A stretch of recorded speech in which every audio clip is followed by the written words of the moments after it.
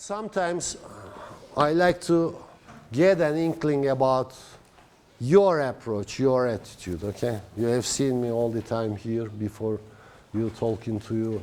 What you never speak, so I want to understand what you think about certain matters. So, let's conduct a little survey. Raise your hands, all those who support the idea of the adaptation of the methodology of natural sciences in social sciences. None. Raise your hands, all those who think that social sciences should deserve a specific methodology different than the methodology of the natural sciences. Okay. What about the rest? No idea?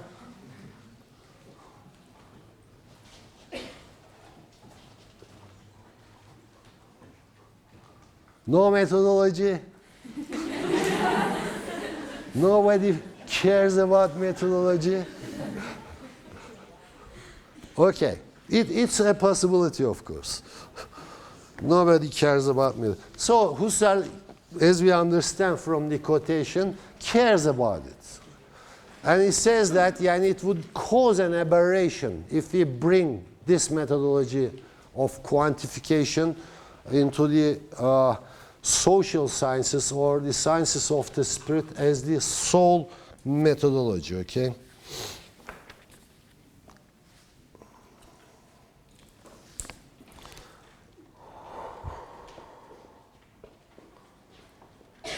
I'm looking for a quotation here in this connection.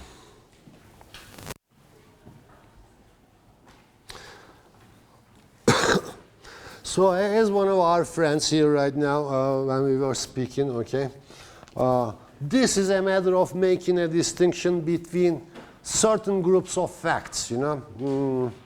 For instance, when we are talking about, actually, let me say this. Now I am talking about this in a rather tentative fashion simply because in later hours of this course, you will see that I'm going to reject all this, okay? Okay, it implies that facts are different. For instance, the factuality, well, let's use the Heideggerian term, facticity of the ID cards, of the existence, widespread existence of the cameras, etc., which can be counted, of course, okay? Therefore, can be subjected to quantitative research. Well, all right, okay. Turns out to be, in this understanding, constitute a group of specific facts, which is called usually as the objective facts, you know. And in contradistinction to this, for instance, how do I feel about being watched by the cameras all the time? Okay. Turns out to be another fact which cannot readily be observed. Okay. It does not have any outside existence. It may have its own implications that I may go there and crash down the camera, etc. Okay. Or I may try to avoid to be caught by the camera, etc. Okay. But these group of facts then are called subjective facts.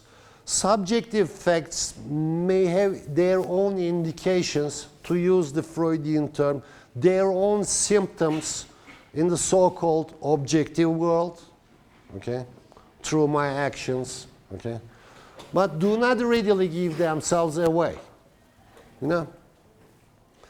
So what an individual thinks, for instance, or feels about certain things in the world, okay, turns out to be understood as another group of facts, so subjective facts, which according to Husserl is missing from the methodology of the natural sciences. Okay. You know, we are again trying to quantify these facts, you know, establishing them in the scale of strongly agree and strongly disagree and so forth. But the distance, we can never be sure of the equality of the distances of the intervals between strongly agree, no idea, disagree, strongly disagree, okay? And according to the question we have asked, okay, their meaning may well drastically change from one question to another, even though they may be represented numerically within the same scala, you know, from 1 to 5. And even though we may engage in making calculations out of these nominal numericals. Actually, they are nominal numericals, try to be translated into ordinary numericals, suggesting that the intervals between them are equal. In other words, each one of them constitute an unit equal to the other units. But in most of the cases, this is not the situation. Okay. For instance, the one strongly agree, perhaps, or disagree, whatever, okay? In one question, in connection to one question, can never be equal to another one in the answer of another question, okay? Remember that argument with regard to the difference in quantity developed first in Nietzsche, then brought into the day of light by Gilles Deleuze. Okay? However, we can easily tend to ignore this, quote-unquote, facts, and still treat them as if they constitute equal units. Okay? So Husserl reminds us this. Okay? Okay, all these that I've said here right now are tentative, and later on, as you'll see, I'm going to reject them. Okay? I'm going to deny that I told these to you. Okay? Okay, so that's a certain phenomenological or philosophical attitude is required by Husserl to be able to develop an inkling of these subjective or spiritual phenomena. Okay? And this requires, most of all, an analysis of the consciousness understood as the acts of intentionality. Okay? Okay. Another quotation is just to show you how Husserl elaborates the difference of this philosophical, or if you like, phenomenological attitude from the what he calls natural attitude. Okay? The natural standpoint, that is, this stands toward the world that most people adopt all the time, and that all people, even phenomenologists, adopt most of the time. Okay? Wrong, he says. First, First, he, Husserl, interpreted the I think substantially. I jumped. I confused pace. Sorry.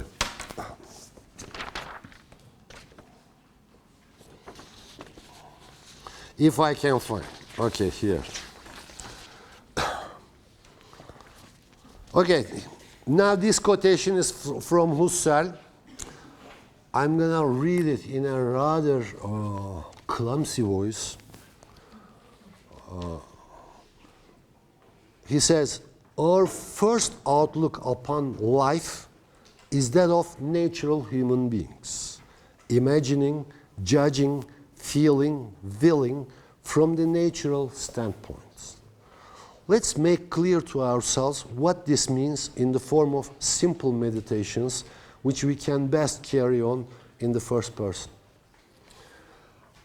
I am aware of the world, spread out in space endlessly, and in time becoming and become without end. I am aware of it. That means, first of all, I discover it immediately, intuitively, I experience it. Through sight, touch, hearing, etc., in the different ways of sensory perception, corporeal things somehow spatially distributed are for me simply there. In verbal or figurative sense, present, whether or not I pay them special attention by busying myself with them, considering, thinking, feeling, willing. What is actually perceived and what is more or less clearly co-present and determined to some extent at least, is partly pervaded, partly girded about with a dimly apprehended depth, a fringe of indeterminate reality. Does it make sense to you? Or are you listening just like you listen a fable? The world is stretching itself outside there, okay? And partly perceived, partly fading away in the dimness of the half-light, okay? Deprehended depth or fringe of indeterminate reality. I can pierce it with rays. This is the rays of intentionality, actually.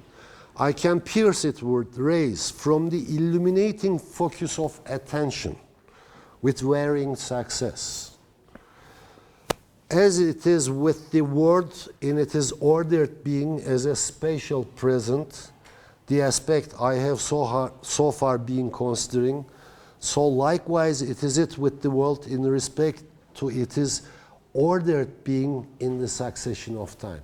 So what is at stake? Both the spread of the world, not on the space, but as well in time. Okay? The world now present to me, and in every waking now, obviously so, has this temporal horizon, infinite in both directions. Moreover, the world is not there for me as a mere world of facts and affairs, but with the same immediacy as a world of values, a world of goods, a practical world. I find the things before me furnished not only with the qualities that befit their positive nature, but with value characters such as beautiful or ugly, agreeable or disagreeable, pleasant or unpleasant, and so forth. Now, the important part. We emphasize the most important points once again in the sentences that follow, he says. I find continually present and standing over against me the one spatio-temporal fact world to which I myself belong. As do all other men found in it, this fact world, as the word already tells us, I find to be out there, and also take it just as it gives itself to me as something that exists out there. All doubting and rejecting of the data of the natural world leaves standing the general thesis of the natural standpoint. The world is as fact world always there. At the most, it is at odd points other than I supposed, this or that under such names as illusion, hallucination, and the like. Must be struck out of it, so to speak, but it remains ever a world that has its being out there. To know it more comprehensibly, more trustworthily, more perfectly than the naive lore of experience is able to do is the goal of the sciences of the natural standpoint. Okay? So, this depends upon the existence. So, the natural standpoint, according to Husserl, depends upon the assumption of the existence of that spatio-temporal fact world. Okay? So, from the point of view of the natural standpoint, the scientist then is ready to develop any possible knowledge about this fact world. The world is there, and it is all factuality already. Okay?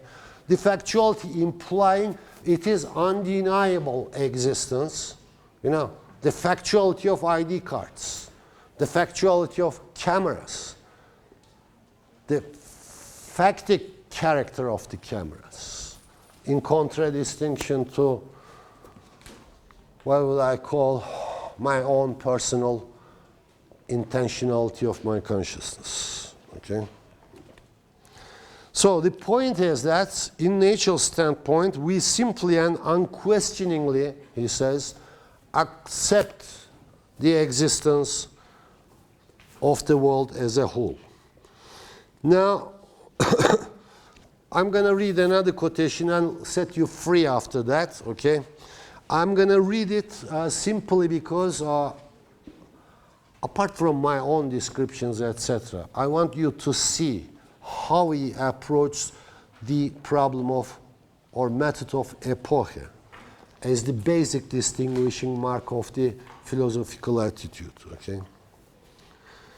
Instead of now remaining at this, that is, the natural standpoint, we propose to alter it radically.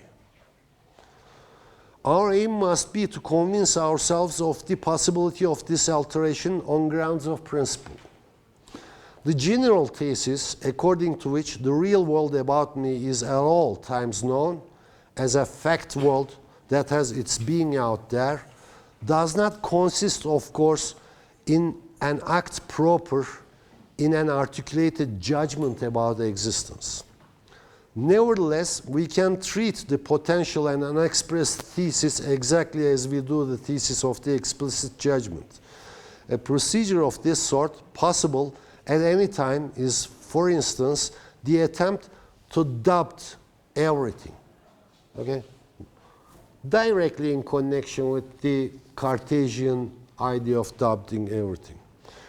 Rather, is such doubt something quite unique. However, he now will explain that by doubting he does not mean the same of the Cartesian doubt. Okay? We do not abandon the thesis we have adapted. We make no change in our conviction. Okay? And yet, the thesis undergoes a modification. This thesis of the existence of a spatio-temporal fact world. Okay? So the thesis undergoes a modification. Whilst remaining itself what it is, we set it, as it were, out of action. Okay?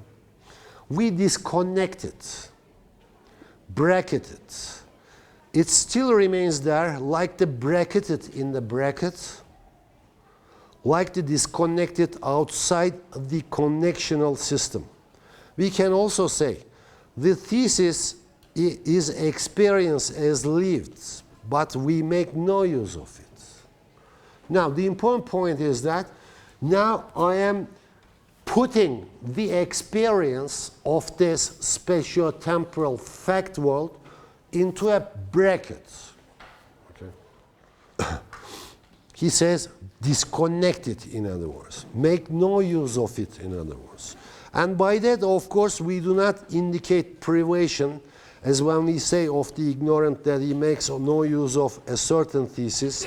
In this case, rather, as with all parallel expressions, we are dealing with indicators that point to a definite but unique form of consciousness. Tamam, çıkacağız. Which clamps on the original simple thesis and transvalues it in a quite peculiar way. This transvaluing is a concern of our full freedom. Now, by transvaluing the experience itself, with its all suppositions there, okay, is connected with the idea of full freedom. Full freedom of what? Of the consciousness for thinking about it. Okay? Just few sentences more and you are free. You are going to get your full freedom. In relation to every thesis and wholly unconceived, we can use this peculiar epoche, a certain refraining from judgment, which is compatible with the unshaken and unshakable because self-evidencing conviction of truth. We put out of action the general thesis which belongs to the essence of the natural standpoint. We place in brackets whether it includes respecting the nature of being. This entire natural world, therefore, which is continually there for us, present to our hand and will ever remain there, is a fact world of which we continue to be conscious, even though it pleases us to put it in brackets. So doubting, in other words, does not cancel out the content of any possible experience. The experience are there with our convictions with regard to it, but we are not making any use of these convictions or judgments that we develop or have about it. Okay? This implies epoche, a method which enables Husserl to establish an analogical connection between the strong point of the Cartesian thinking. I think, therefore I am. No evil demon can deny the fact that I am right now thinking. Now he would be able to say that nothing ever can deny that, regardless of my judgments about the spatio-temporal fact world. Nothing forever can deny that I am having this experience here and right now. Okay? Regardless of the content of the experience and regardless of the judgments or suppositions that I may make about the content of the experience. Okay? That's the crucial point. This movement enables Husserl to bring the experience itself, bracketed experience itself, and consider it through its structures of intentionality and approach it as a new conceptualization of a thing in itself. Okay? Now, the thingness in itself of this experience, in other words, cannot be denied. The experience is there, regardless of the truth of the experience. Okay? Okay, with this, let's cut out our discussion for today.